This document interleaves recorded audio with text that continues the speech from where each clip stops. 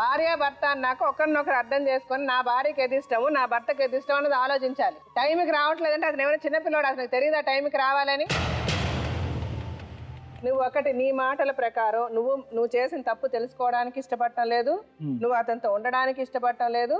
నీకు ముందు నుంచి అతన్ని ఒక హంతకుడు, ఒక రేపిస్ట్, ఒక భయంకరమైన వ్యక్తి, అతను నేను మార్చుకోలేను, ప్రపంచంలో అతను భయంకరమైన వ్యక్తి అన్నట్టుగా నువ్వు మాట్లాడుతున్నావు. అన్ని చెప్పుకోలేకపోతున్నాను మేడం. నా కొడుకు పోయిన దగ్గర నుంచి చాలా టార్చర్ పెట్టాడు. నువ్వు దానికి తగ్గట్టుగా నువ్వు చేసేసావు. నువ్వు కేసులు పెట్టేసావు, ఒక 6 నెలలు ఎక్కడో ఉన్నావు, ఎవరికి తెలియకుండా ఉన్నావా లేదా? ఉన్నాను మేడం. సో అప్పుడు అతనికి వచ్చే అనుమానాలు అతనికే వస్తాయి కదా.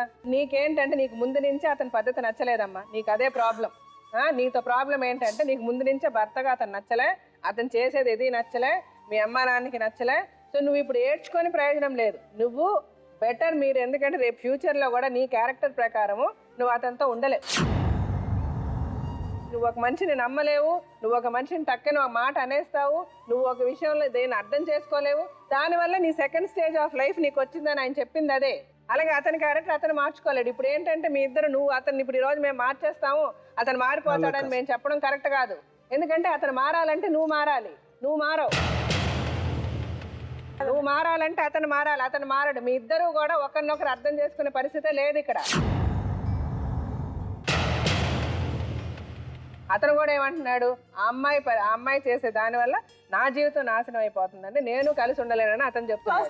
తనకు ఇష్టం లేదు మేడం, వాళ్ళందరూ కలిసి నువ్వు చెప్పిన ప్రకారము ఫస్ట్ నుంచి అతను అర్థం, నీకు ఇష్టం లేదంటే 10 ఏళ్ళు నీతో ఉండాల్సిన అవసరము లేదు, నీకు ఆ పిల్లని కనాల్సిన అవసరం లేదు, 2 లక్షలు పెట్టి మళ్ళీ నీకు ఆపరేషన్ చేయించాల్సిన అవసరం కూడా లేదు అతను. సో ఎవరికి ఇందులో ఒకరి మీద ప్రేమ ఉంది, ఎవరిని హేట్ చేస్తున్నారు అన్నది మీ మనసులకు తెలుసు. నువ్వు ఆ అమ్మాయికి ఏం చేస్తావు, ఆ అమ్మాయికి, ఆ అమ్మాయి బిడ్డకి నీకేం ఆస్తుంది, నువ్వేం చేయగలవు అమ్మాయి? ఆమె చెప్పండి మేడం, ఆమె చెప్తుందా మేడం? నాకు ఆస్తున్న సంగతి తెలుసు, నేను సంపాదించిన సంగతి, నేను అప్పుడే ఆమెకు 4 లక్షలు పెట్టి నేను అనుకున్నాగా చేపించిన. అయిపోయిన దాని గురించి మాట్లాడారు మల్లేష్ గారు.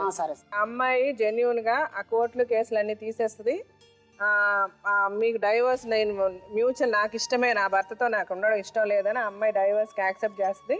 మీరు ఇష్టపడి యాక్సెప్ట్ చేయండి, అది కోర్టు ప్రకారం ఎలా చేయాలో చేస్తే వాళ్ళకి ఏ టైం ఇస్తారు కదా మేడం, 6 మంత్స్ ఏదో, ఆ టైం తీసుకొని మీకు కోర్టు విడాకులు ఇచ్చేస్తుంది.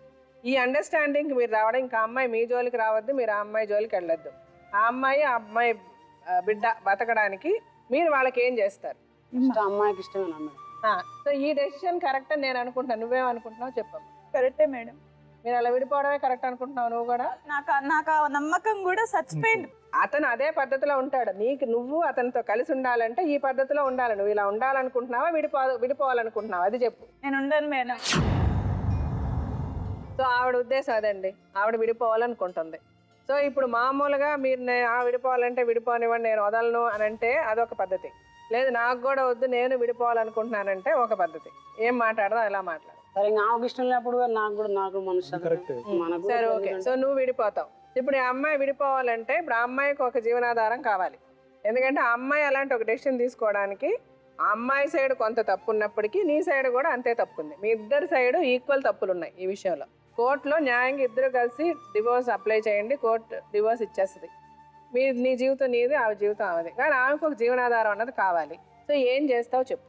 నా దగ్గర ఏముంది మేడం, నా దగ్గర ఒక ఆటో ఉంది, 200, 300, 100 చేస్తున్నా. సరే నేను దాని మీద బతుకున్నా, ఓ 10 లక్షలు పెట్టి ఇల్లు కట్టుకున్నాం. సరే అది ఒక్కటి తప్ప మన దగ్గర ఏం ఆధారం లేదు. 50% ఇల్లు ఆవిడకి రాసి ఇచ్చేస్తారా, లేకపోతే అంటే మీ పాప పేరు మీద రాసి ఆ అమ్మని గార్డియన్ పెట్టండి, అంటే మీ పిల్ల పెద్ద అయినాక ఆ పిల్లకి చెందుతుంది. మేడం ఒక్కటి చేయొచ్చండి, ఈవిడికి ఏం లేదండి, డైవర్స్ తీసేసుకోవాలి అని ఒక మైండ్ ఫిక్స్ తోటి ఇక్కడికి వచ్చేసింది. ఒక పని చేద్దాం మేడం, కొత్త రకంగా మీరు ఈ రోజు నుంచి మీరు డైవర్స్ తీసేసుకున్నారని అనుకోమనండి మేడం. ఒక 3 months వీళ్ళిద్దరు సపరేట్గా ఉండమనండి. ఆయన ఇచ్చేది ఏదైతే హాఫ్ అని అంటున్నారో అది మేము రాసిన తర్వాత 3 months తర్వాత కూడా మీరు ఇలానే ఉన్నారనుకోండి, ఏదైతే మీ పోర్షన్ ఉందో దాన్ని ఆ అమ్మాయి పేరు మీద ఇచ్చేస్తున్నట్టు. సో నల్గొండ డిస్టిక్లో మనకు అక్కడ మన లోక్ అదాలత్కి పంపించి ఈ అమ్మాయి పేరు మీద ఆ సగం పోర్షన్ ఏదైతే ఉందో ఆ అమ్మాయి పేరు మీద నేను ఇచ్చేస్తున్నానని ఒక లీగల్ డాక్యుమెంట్ అక్కడ రాసుకోండి. ఎప్పుడు ఇది 3 నెలల తర్వాత మీరు ఇట్లానే కొనసాగితే అప్పుడు తీసుకోమని. అమ్మాయి కేసులు కొట్టేస్తే ఇతను ఆ అమ్మాయికి ఆ ప్రాపర్టీ అనేది రిజిస్టర్ చేస్తాడు.